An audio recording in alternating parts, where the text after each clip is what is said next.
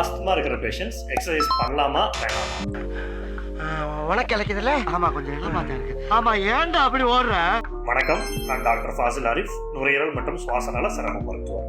Asthma patients exercise பண்ணுறதுனால என்னென்ன நல்ல விஷயங்கள் நடக்கும்? அவங்களுடைய லங் கெப்பாசிட்டி இன்க்ரீஸ் ஆகும், அவங்களுடைய மசில் ஸ்ட்ரென்த் இன்க்ரீஸ் ஆகும், அவங்களுக்கு இருக்கக்கூடிய ஸ்ட்ரெஸ், ஆங்ஸைட்டி போன்ற விஷயங்கள்லாம் குறையறதுனால வீசிங் அட்டாக் ஏற்படுறதுடைய எண்ணிக்கை மற்றும் தீவிரம் குறையும். ஆஸ்துமா பேஷண்ட்ஸ் என்ன மாதிரியான எக்ஸசைஸ் பண்ணலாம்?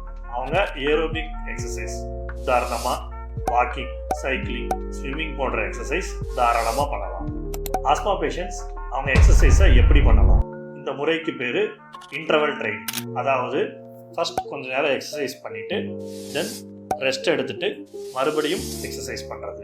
ஆஸ்துமா பேஷண்ட்ஸ் எக்ஸசைஸ் பண்ணுறதுக்கு முன்னாடி என்னென்ன முன்னேற்பாடுகள் செய்யணும்?